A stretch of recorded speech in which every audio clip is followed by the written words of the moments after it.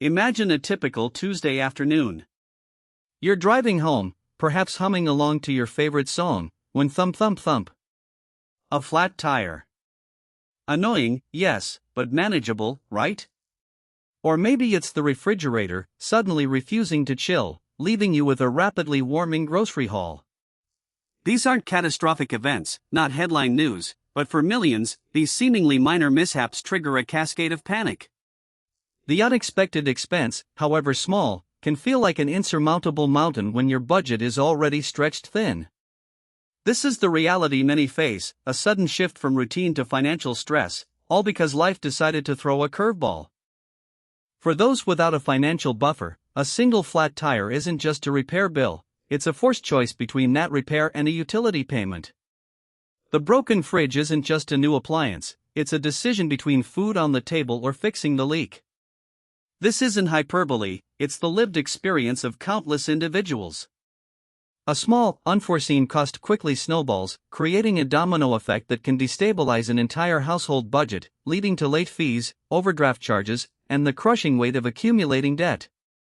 The absence of a safety net amplifies every minor inconvenience into a full-blown crisis. This is precisely where the concept of an emergency fund steps in. It's often talked about, but rarely fully understood, especially by those just starting out. Many imagine it as a massive stash of cash, only for job loss or catastrophic illness.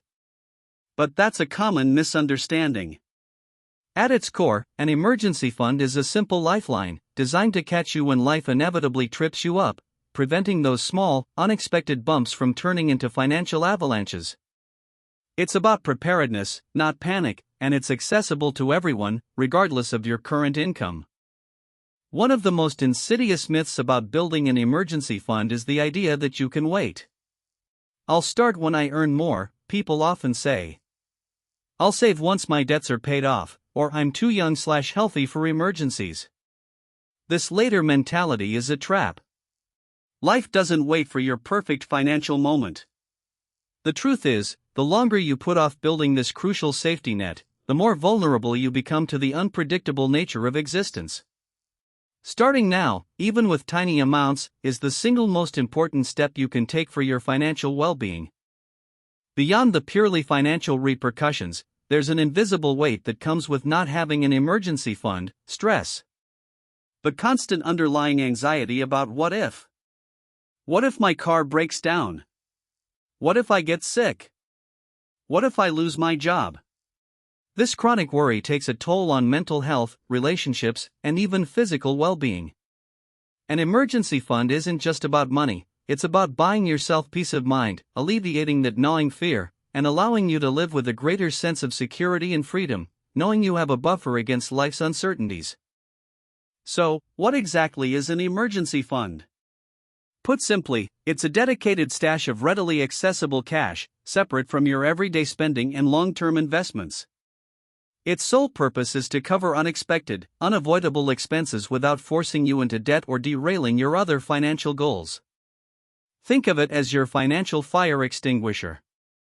You hope you never need to use it, but when a small financial fire flares up, it's there to put it out quickly and efficiently, preventing it from consuming your entire financial house. It's a critical foundational step.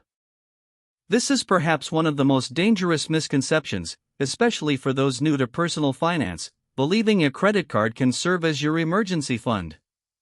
Many people rationalize it, thinking, "I have a high limit, I'll just pay it off next month."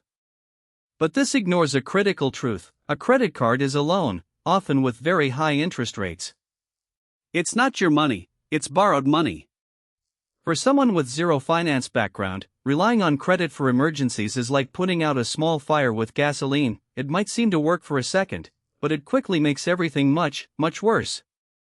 Let's quantify the danger of relying on credit for emergencies. The average credit card interest rate can soar into the high teens or even 20s. If you put a $1,000 emergency on a credit card and only make minimum payments, you could end up paying hundreds more in interest, taking years to pay off a debt that could have been handled with a small cash buffer. This isn't just theory, it's the financial reality for millions. An emergency fund is about preventing this kind of expensive trap, keeping your hard-earned money in your pocket instead of flowing to credit card companies. Consider Maria, a young professional living paycheck to paycheck. Her old laptop, essential for her freelance work, suddenly died. With no savings, she put a $800 replacement on her credit card. She intended to pay it off quickly, but then her car needed an unexpected repair. Suddenly, she had two credit card balances growing. The minimum payments became a significant chunk of her income, making it impossible to save. She was trapped in a cycle, paying interest on emergencies that an emergency fund would have absorbed without a second thought.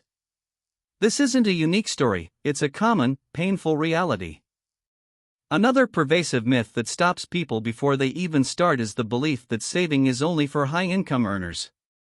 I barely make ends meet, you might think, how can I possibly save for an emergency fund? This couldn't be further from the truth.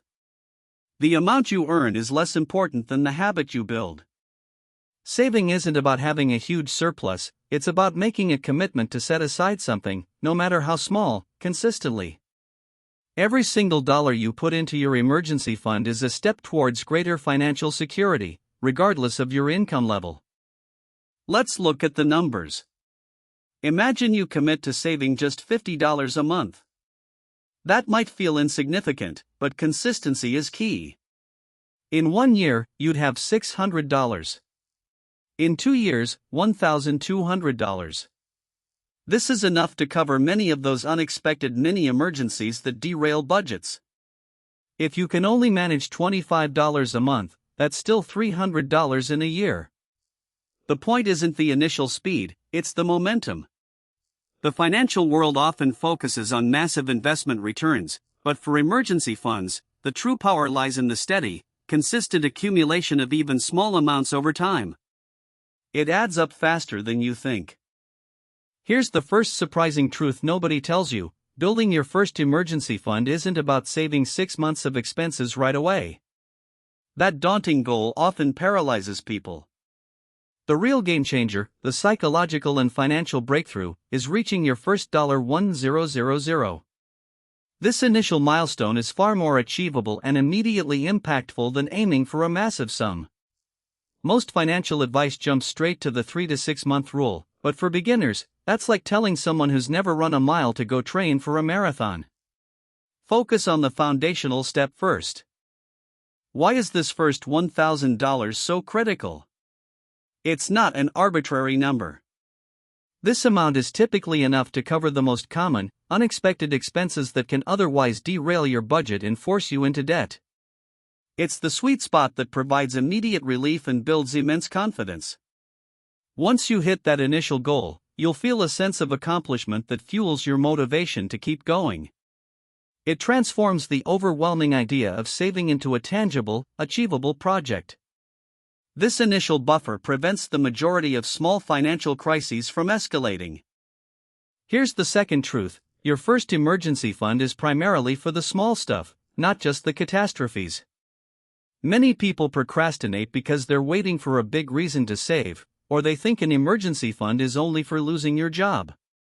But the reality is, the most frequent financial disruptions are the smaller, everyday annoyances. A blown car tire, a plumbing leak, a child's unexpected dental bill, or a pet needing urgent care. These are the expenses that chip away at your financial stability if you're unprepared. Focusing on these common scenarios makes the fund more relevant and attainable. Let's be specific. Think about the costs that regularly hit households. A washing machine breaks down, costing $300 to repair or replace. Your car needs new brake pads, a $400 bill. Your internet router dies, an unexpected $150 replacement. These aren't life-altering events, but they are budget-altering. For someone living paycheck to paycheck, these figures are significant. Having even $500 or $1,000 set aside means you can handle these without stress, without debt, and without sacrificing other essential expenses. It's about resilience against the normal wear and tear of life. Building an emergency fund often faces a formidable psychological barrier. It's not just about budgeting, it's about overcoming our instincts. As financial expert Dave Ramsey famously said, "You aren't saving money, you're just organizing it for future expenses." This reframing is crucial. Many feel like they're losing money by setting it aside, especially when struggling. But you're not losing it, you're earmarking it for your future self, protecting yourself from future distress. Understanding this shift in perspective is often the key to unlocking consistent saving, helping you visualize the future benefit. Here's another fundamental truth: your emergency fund needs a dedicated home, separate from your everyday checking account. This isn't just a suggestion, it's a critical strategy. If your emergency money is sitting in the same account you use for groceries and bills, it's far too easy to accidentally spend it, or to convince yourself that a non-emergency is an emergency. Separating it creates a mental and practical barrier, making it much harder to dip into for impulse purchases. It reinforces its true purpose, a sanctuary for your financial security, only to be touched in genuine moments of need. Let's compare. On one side, keeping your emergency money in your checking account. It's convenient, but highly vulnerable. On the other, having a separate, easily accessible high-yield savings account. The difference is stark. In checking, it's fungible, easily spent. In a separate savings account, it's protected, its purpose clear. You want it accessible enough that you can get to it quickly in a true emergency, but just inconvenient enough that you won't spontaneously spend it on a new gadget. This simple act of separation is a powerful psychological tool for ensuring your fund serves its intended purpose. For your emergency fund, safety and liquidity are paramount, not high returns. This is why a high-yield savings account, or HYSA, is often the recommended choice. Unlike checking accounts, HYSAs typically offer a slightly higher interest rate, meaning your money grows a little, even as it sits there. More importantly, it keeps your money separate and easily accessible, usually within 1 to 2 business days. Don't fall into the trap of investing your emergency fund in stocks or other volatile assets. The goal here is stability and immediate access, not aggressive growth. So, how much should you save? The general advice is 3 to 6 months of living expenses. But, as we've discussed, for your first fund, aim for $1,000. Once you hit that initial goal, then you can progressively work towards the larger target. Start by assessing your essential monthly expenses: rent/mortgage, utilities, groceries, transport. Don't include discretionary spending like dining out or entertainment. Knowing this number gives you a clear target. Remember, it's a journey, not a sprint. Celebrate that first $1,000, then continue building your financial fortress one brick at a time. To figure out your 3 to 6 month target, you need to understand your baseline. First, track every dollar you spend for a month or two. This isn't about judgment, but awareness. Second, categorize your spending into needs versus wants. Your emergency fund should cover your needs if your income suddenly stopped. Third, calculate your total essential monthly expenses. Multiply that by 3, and then by 6. This gives you a realistic range to aim for after your initial $1,000. This process demystifies your finances and empowers you to make informed decisions. The most powerful strategy for building your emergency fund, especially your first one, is automation. Set up an automatic transfer from your checking account to your dedicated emergency savings account every payday. Start small, $25, $50, whatever you can realistically afford. The beauty of automation is that it removes the need for willpower. You set it and forget it. Before you know it, you'll have accumulated a significant sum without even thinking about it. This pay-yourself-first mentality ensures your financial safety net grows consistently, making saving a habit, not a chore. The idea of paying yourself first is a cornerstone of sound financial advice, and it's never more crucial than when building your emergency fund. It means treating your savings like a non-negotiable bill that must be paid at the beginning of your pay cycle, before any other expenses. As financial author George S. Clason famously wrote, "A part of all you earn is yours to keep." This isn't about deprivation, it's about prioritizing your financial future and security. When you pay yourself first, you ensure that your emergency fund grows, safeguarding your stability. To accelerate your initial emergency fund, consider temporarily trimming some discretionary spending. This isn't about permanent deprivation, but about intentional choices for a short period. Can you brew coffee at home instead of buying it out? Pack your lunch instead of ordering? Temporarily cancel a streaming service you rarely use? Even small cuts, redirected directly into your emergency fund, add up quickly. Think of it as a temporary financial challenge with a clear, empowering goal. These small, conscious decisions can provide the extra boost needed to hit your first $1,000 faster.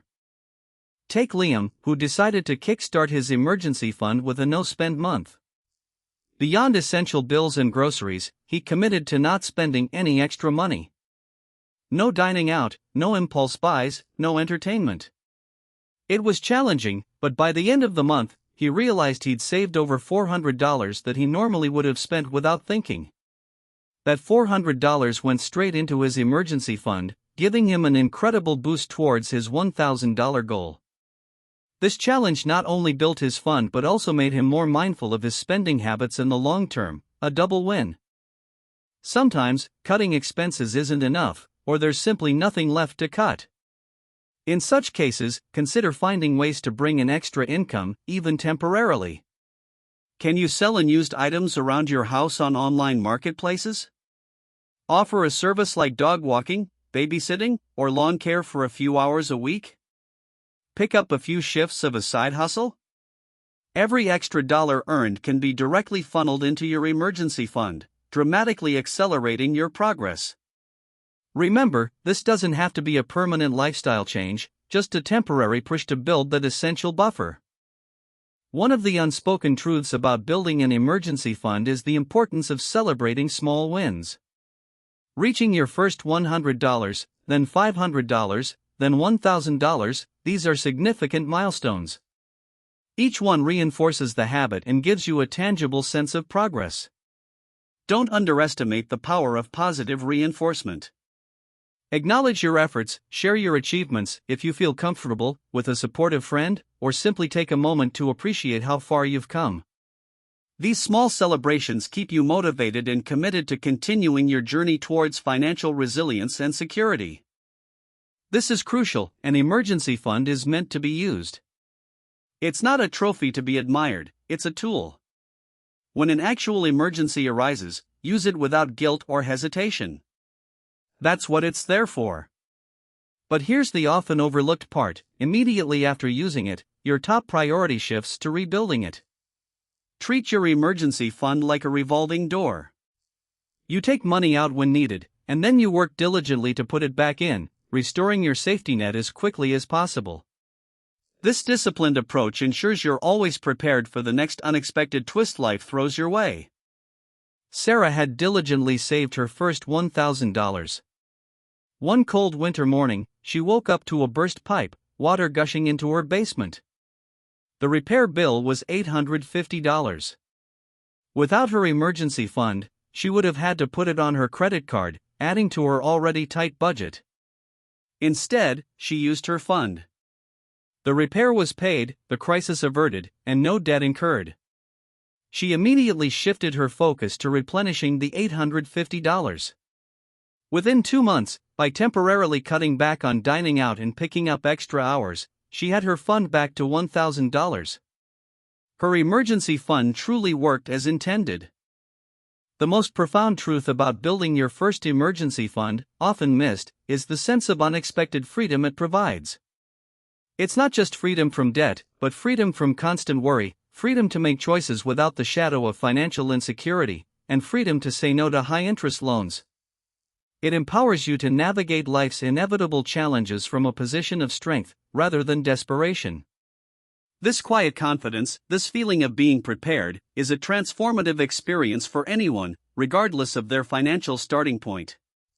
It's a foundation for all future financial goals. Once you've reached your first $1,000, what's next? This milestone is a powerful springboard to the next stage, building a more robust fund of 3 to 6 months of essential living expenses. This larger sum protects against more significant events, like job loss or major medical emergencies. The same principles apply: automate your savings, look for opportunities to boost your income, and stay disciplined.